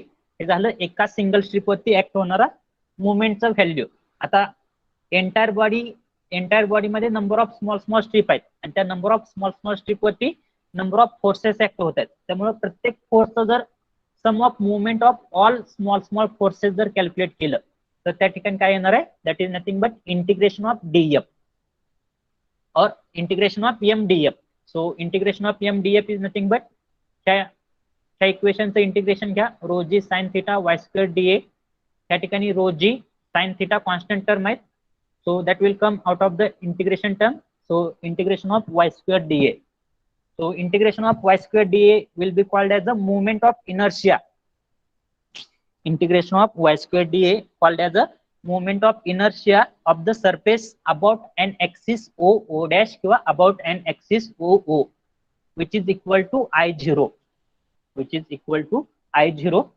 So put this value of integration of y square dA is equal to I0 in this equation. I will get the sum of moment of all the forces, that is nothing but rho g sin theta into I0. Now, after this, moment of resultant force about an axis OO, that will be given by equation F into y star. आता आपण दोन्ही पण calculate केलेलं आहे, summation of M D F पण calculate केलेलं आहे आणि M F moment of force पण कॅल्क्युलेट केलेलं आहे. Roll number 59. What you want to say? Is there any problem? Omkar? No, sir. Okay. So here, if we equate both the terms, so after equating both the terms, we will get that F into y star is equal to rho g sin theta into I0. F into y star is equal to rho g sin theta I0. So from this equation, I will get the equation for, or I will get the value for y star. So y star will be rho g sin theta I0 divided by F. आता ह्या ठिकाणी मला y star ची value माहित आहे. y star is nothing but h star upon sin theta. कशावरून आपण सुरुवातीला डेरिवेशन काढले, सुरुवातीला ते केलेलं आहे. h upon y is equal to h bar upon y bar, h bar upon y bar which is equal to h star upon y star is equal to sin theta. त्यावरून काय मिळालं मला, y star is nothing but h star upon sin theta. त्यानंतर f ची value मला माहित आहे, f is nothing but rho g ah bar आणि I0 काय आहे ह्या ठिकाणी, I0 value of I0 will be calculated by using parallel axis theorem. So according to parallel axis theorem, I0 is nothing but Ig a y bar square. तर ह्या ठिकाणी f ची value put up, sorry या ठिकाणी y star ची value put up करा, I0 ची value put up करा आणि f ची पण व्हॅल्यू पुटअप करा. त्यापैकी y स्टार ची व्हॅल्यू काय आहे, h star upon sin theta, f ची व्हॅल्यू ही आहे आणि I0 ची व्हॅल्यू ही आहे. तर ह्या सगळ्या व्हॅल्यू पुटअप केल्यानंतर y स्टार ची व्हॅल्यू पुटअप केली आपण, y star is nothing but h star upon sin theta is equal to rho g sin theta divided by f. f ची व्हॅल्यू पुटअप केली rho g ah बार आणि into I0 ची value आहे I0 sorry Ig plus ay bar square. So now by simplifying this equation, here I will get the value of h star. h star काय येणार आहे, हा sine theta ह्या साइडला गेल्यानंतर sine theta into sine theta काय होणार आहे, साइन स्क्वेअर थीटा होणार आहे, बरोबर आहे. हा रो जी आणि हा रो जी टर्म कॅन्सल होईल. तो sine square theta divided bye ah बार plus sorry into Ig plus ay bar square येणार आहे. Sine square theta divided by sine square theta divided bye ah bar inside the bracket Ig plus ay bar square येणार आहे. So here I will get the value of, so here h star or h star upon y star is nothing but sin theta. That's why y bar is equal to, y bar ची value काय येणार आहे, h bar upon sin theta येणार आहे. So here if I will put the value of y bar at this location, so I will get the value of h star. So h star is nothing but equal to sin square theta upon ah bar as it is राहणार आहे Ig plus a into y bar square च्या ऐवजी y बार ची value काय, h bar upon sin theta, म्हणजेच काय येणार आहे, h bar square divided by sin square theta येणार आहे, h bar square divided by sin square theta he value. तर हे जर अगेन सिम्प्लिफाय केलं तर मला काय मिळणार आहे,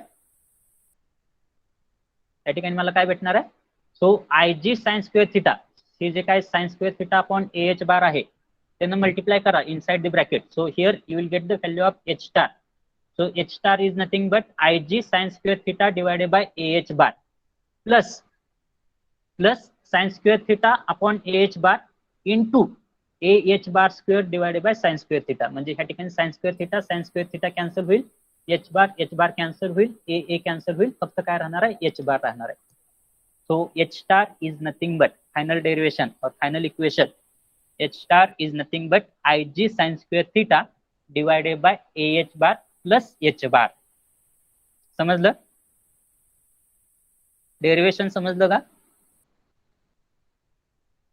have you understood this derivation? कुणाला काय अडचण? No, sir. Have you understood this derivation? Yes, sir. Okay. So here final equation काय लक्षात ठेवायचं तुम्हाला? H star is equal to I G sine square theta divided by H bar plus H bar. That equation you have to keep in mind. So here in this equation, if you are going to keep the value of theta as a 90 degree, if you are going to put the value of theta as a 90 degree, जर theta जर 90 degree झाला, theta जर 90 degree झाला, तर तुमची body जी येणार आहे ती कशी येणार आहे? म्हणजे तुमचा साइड व्ह्यू जो येणार आहे त्या बॉडीचा तो काय येणार आहे? व्हर्टिकल येणार आहे. म्हणजे तुमची बॉडी कशी प्लेस असणार आहे? व्हर्टिकली प्लेस असणार आहे. बरोबर? तुमची बॉडी व्हर्टिकली प्लेस असणार आहे आणि साइन थिटाची व्हॅल्यू जर 90 पुटअप केली तर साइन 90 म्हणजे काय असणार आहे? 1 असणार आहे. So in that case you will get the value of H star is equal to, H स्टारची व्हॅल्यू काय मिळणार आहे? एच स्टारची व्हॅल्यू काय मिळणार आहे? I G upon A H bar plus H bar, I G upon A H bar plus H bar मिळणार आहे. म्हणजे तीच same value of H star तुम्हाला कशामध्ये आलेले? व्हर्टिकल प्लेन सरफेस मध्ये आलेले. आणि ह्या ठिकाणी जर हॉरिझॉन्टल प्लेन सरफेस जर असेल तर हॉरिझॉन्टल प्लेन सरफेस साठी थिटाची व्हॅल्यू काय येणार आहे? हॉरिझॉन्टल प्लेन सरफेस साठी थिटाची व्हॅल्यू काय येणार आहे? तुमचा 0 येणार आहे. तर ह्या ठिकाणी थिटाची व्हॅल्यू जर 0 पुटअप केली, साइन 0 म्हणजे काय असतं? 0. म्हणजे I G sine 0 divided by A H bar म्हणजे काय येणार आहे? 0 येणार आहे. सो प्लस एच बार म्हणजे H star is equal to H bar. ही तुमची कशाची कंडिशन आहे? हॉरिझॉन्टल प्लेन सरफेसची कंडिशन आहे. म्हणजे ह्या इक्वेशन वरून पण तुमचे जे काय अगोदरचे दोन डेरिवेशन डिराईव्ह केलेले आहेत त्या व्हॅल्यू बरोबर आहेत की नाही हे तुम्ही काय करू शकताय? क्रॉस व्हेरीफाय करू शकताय. You understood? So here also whatever point P will be there or position of point P will be there, that will be below the point G. Why? Because here also H star is nothing but H bar plus something. H bar plus something. That means here point P should be below the point G. So that you have to keep in mind. So have you understood this? Have you understood this? Yes or no? Yes, sir. Okay. So here we have completed all the three derivation related to the plane surface immersed in a static fluid. Now we have to solve the problem related to this three derivation. We have to solve the problems related to this three derivation. I think tomorrow we are having 2 lecture. Tomorrow morning we are having 2 lecture. So at that time we are going to solve the problems based on this three derivation. Now whatever last lecture will be there. So actually because of some work of Gidde sir, I have conducted his lecture. So last lecture, so Buse madam will give you one test related to her subject. So you have to solve that test only for last lecture. And for tomorrow's lecture, we are going to solve the problem based on this plane surfaces immersed in a static fluid. Will it be okay? Yes, sir. Yes, sir. Okay. Now Yes, here sir.